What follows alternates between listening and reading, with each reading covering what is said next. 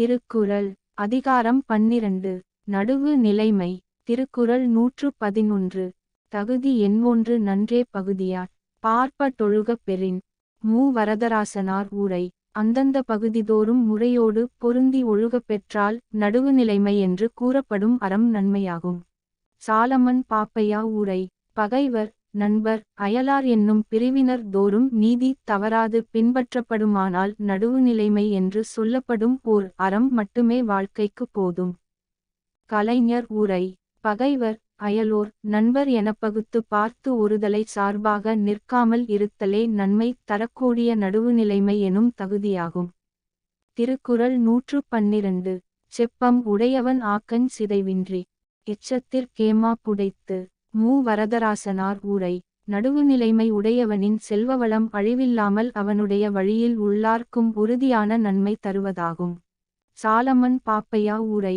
நீதியை உடையவனின் செல்வம் அழியாமல் அவன் வழியினர்க்கு பாதுகாப்பாக இருக்கும். கலைஞர் உரை.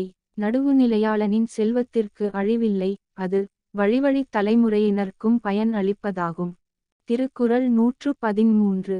நன்றே தரினும் நடுவிகந்தாம் ஆக்கத்தை அன்றே யொழிய விடல். மு. வரதராசனார் உரை. தீமை பயக்காமல் நன்மையே தருவதானாலும் நடுவு நிலைமை தவறி உண்டாகும் ஆக்கத்தை அப்போதே கைவிட வேண்டும். சாலமன் பாப்பையா உரை. நன்மையே தருவதாக இருந்தாலும் நீதியை விட்டு விலகுவதால் வரும் லாபத்தை அப்பொழுதே விட்டு விடுக. கலைஞர் உரை. நடுவுநிலை தவறுவதால் ஏற்படக்கூடிய பயன் நன்மையையே தரக்கூடியதாக இருந்தாலும் அந்த பயனை கைவிட்டு நடுவுநிலையைத்தான் கடைப்பிடிக்க வேண்டும். திருக்குறள் 114. தக்கார் தகவிலர் என்ப தவறவர் எச்சத்தாற் காணப்படும். மு. வரதராசனார் உரை. நடுவுநிலைமை உடையவர் நடுவுநிலைமை இல்லாதவர் என்பது அவரவர்க்கு பின் எஞ்சி நிற்கும் புகழாலும் பழியாலும் காணப்படும். சாலமன் பாப்பையா உரை. இவர் நீதியாளர், இவர் நீதியற்றவர் என்ற வேறுபாட்டை அவரவர் தம் செல்வம், புகழ், பிள்ளைகளின் ஒழுக்கம் ஆகியவற்றால் அறிந்து கொள்ளலாம். கலைஞர் உரை. ஒருவர் நேர்மையானவரா அல்லது நெறி தவறி நீதி தவறி நடந்தவரா என்பது அவருக்கு பின் எஞ்சி நிற்கப் போகும் புகழ் சொல்லைக் கொண்டோ அல்லது பழிச்சொல்லைக் கொண்டோதான் நிர்ணயிக்கப்படும். திருக்குறள் 115. கேடும் பெருக்கமும் இல்லல்ல நெஞ்சத்துக் கோடாமை சான்றோர் கனி. மு. வரதராசனார் உரை. கேடும் ஆக்கமும் வாழ்வில் இல்லாதவை அல்ல, ஆகையால் நெஞ்சில் நடுவுநிலைமை தவறாமல் இருத்தலே சான்றோர்க்கு அழகாகும்.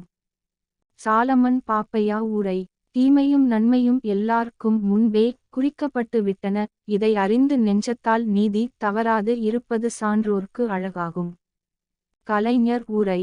ஒருவர்க்கு வாழ்வும் தாழ்வும் உலக இயற்கை, அந்த இரு நிலைமையிலும் நடுவுநிலையாக இருந்து உறுதி காட்டுவதே பெரியோர்க்கு அழகாகும். திருக்குறள் 116.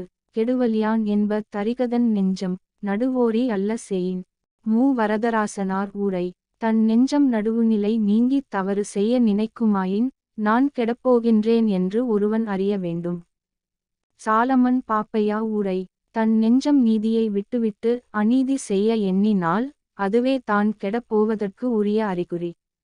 கலைஞர் உரை. நடுவுநிலைமை தவறி செயல்படலாம் என்று ஒரு நினைப்பு ஒருவனுக்கு வந்து விடுமானால் அவன் கெட்டொழிய போகிறான் என்று அவனுக்கே தெரிய வேண்டும். திருக்குறள் 117. கெடுவாக வையா துலகம் நடுவாக நன்றிக்கண் தங்கியான் தாழ்வு. மு. வரதராசனார் உரை. நடுவுநிலைமை நின்று அறநெறியில் நிலைத்து வாழகின்றவன் அடைந்த வறுமை நிலையை கேடு என கொள்ளாது உலகு. சாலமன் பாப்பையா உரை. நீதி என்னும் அறவாழ்வு வாழ்ந்தும் ஒருவன் வறுமைப்பட்டு போவான் என்றால் அதை வறுமை என்று உயர்ந்தோர் எண்ணவே மாட்டார். கலைஞர் உரை.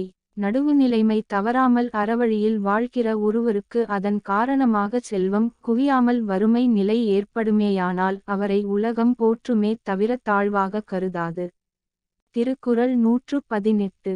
சமன் செய்து சீர்தூக்குங் கோல் போல் அமைந்தொருபாற் கோடாமை சான்றோர் கனி. மு. வரதராசனார் உரை. முன்னே தான் சமமாக இருந்து பின்பு பொருளை சீர்தூக்கும் துலாக்கோல் போல் அமைந்து ஒரு பக்கமாக சாயாமல் நடுவுநிலைமை போற்றுவது சான்றோர்க்கு அழகாகும்.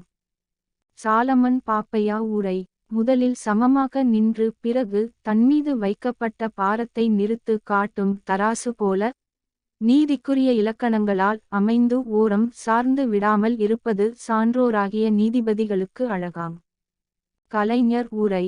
ஒரு பக்கம் சாய்ந்து விடாமல் நாணயமான தாரசு முள் போல இருந்து நியாயம் கூறுவதுதான் உண்மையான நடுவுநிலைமை என்பதற்கு அழகாகும். திருக்குறள் 119. சொற்கோட்டம் இல்லது செப்பம் ஒருதலையா. உட்கோட்டம் இன்மை பெறின். மு. வரதராசனார் உரை. உள்ளத்தில் கோணுதல் இல்லாத தன்மையை உறுதியாக பெற்றால் சொல்லிலும் கோணுதல் இல்லாதிருத்தல் நடுவு நிலைமையாம். சாலமன் பாப்பையா உரை. மனம் ஓரஞ் சாராமல் சமமாக நிற்குமானால் சொல்லிலும் அநீதி பிறக்காது, அதுவே நீதி. கலைஞர் உரை. நேர்மையும் நெஞ்சுறுதியும் ஒருவர்க்கு இருந்தால் அவரது சொல்லில் நீதியும் நியாயமும் இருக்கும், அதற்கு பெயர்தான் நடுவு நிலைமை. திருக்குறள் 120. வாணிகம் செய்வார்க்கு வாணிகம் பேணிப் பிறவும் தமபோல் செயின். மு. வரதராசனார் உரை. பிறர் பொருளையும் தம் பொருள் போல் போற்றிச் செய்தால் அதுவே வாணிகம் செய்வோர்க்கு உரிய நல்ல வாணிக முறையாகும். சாலமன் பாப்பையா உரை. பிறர் பொருளையும் தம் பொருள் போல காத்து வியாபாரம் செய்தால் வியாபாரிகளுக்கு நல்ல வியாபார முறை ஆகும். கலைஞர் உரை. பிறர் பொருளாக இருப்பினும் அதனை தன் பொருளை போலவே கருதி நேர்மையுடன் வாணிகம் செய்தலே வணிக நெறி எனப்படும்.